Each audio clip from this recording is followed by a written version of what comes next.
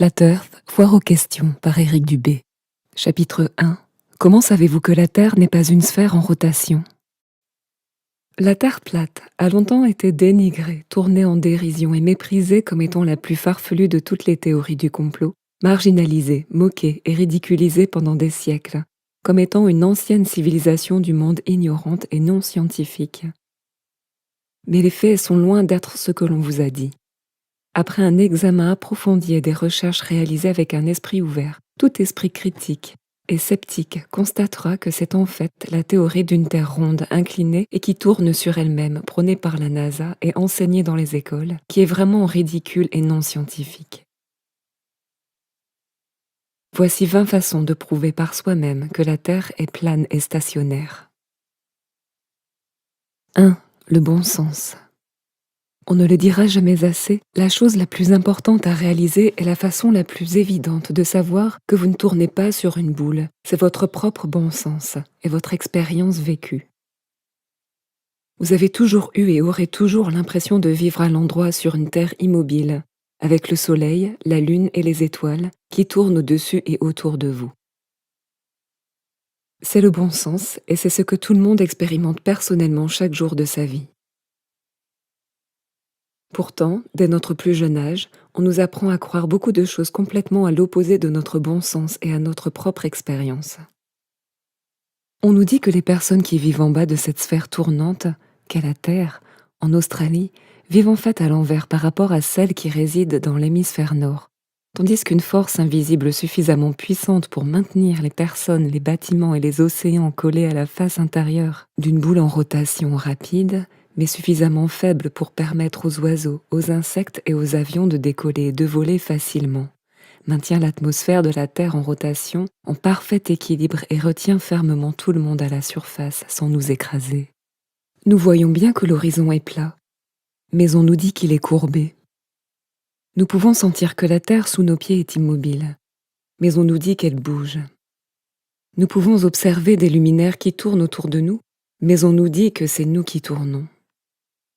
Il est évident que les étoiles sont des étoiles, mais on nous dit que les étoiles sont des soleils. On voit que le soleil est plus grand que les étoiles, mais on nous dit que les étoiles sont plus grandes que le soleil. Nous pouvons voir que le soleil et la lune ont la même taille, mais on nous dit que le soleil est 400 fois plus grand. Il est évident que le haut est le haut et le bas est le bas, mais on nous dit que cela n'existe pas.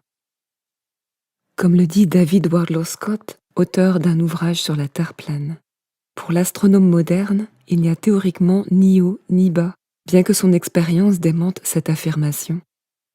Chaque fois qu'il regarde en haut, vers le ciel ou en bas, vers le sol, une telle aberration intellectuelle est vraiment à plaindre.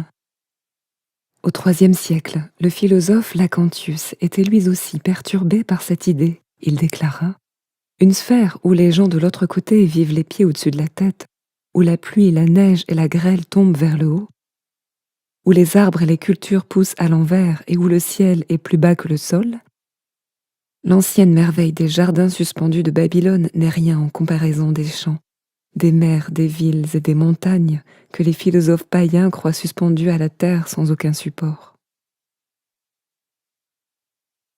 En vérité, l'idée que des gens se tiennent debout, que des bateaux naviguent et que des avions volent à l'envers sur certaines parties de la Terre, alors que d'autres sont inclinés à 90 degrés et à tous les autres angles impossibles, est une absurdité totale et un affront au bon sens. En fait, le bon sens est la première victime de la croyance héliocentrique. Aucun enfant ou homme non endoctriné ne conclurait ni ne concevrait jamais, s'il était livré à lui-même, sur la base de ses propres observations, que la Terre est une boule en rotation autour du Soleil. Lorsque les enfants sont endoctrinés dès le plus jeune âge et qu'ils abandonnent leur bon sens et leur expérience vécue d'une Terre géocentrique plane en faveur de ce modèle absurde de globe héliocentrique enseigné dans les écoles, un schisme se produit dans leur cerveau.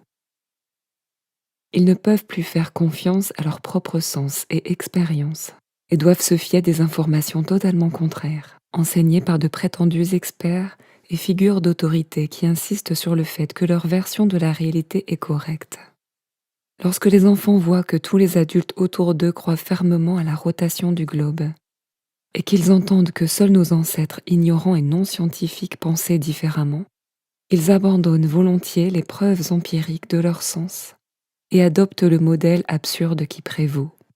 Comme le dit l'auteur de La Terre plate, E. Eschini, la seule chose que la fable de la Terre qui tourne a faite, c'est de montrer le terrible pouvoir du mensonge. Un mensonge qui a le pouvoir de faire d'un homme un esclave mental, de sorte qu'il n'ose pas revenir sur l'évidence de ses propres sens. Il n'ose pas nier le mouvement clair et évident du soleil qu'il voit devant lui. Lorsqu'il se sent debout sur une terre totalement dépourvue de mouvement, il est prêt à accepter, à la suggestion de quelqu'un d'autre, qu'il tourne furieusement sur lui-même.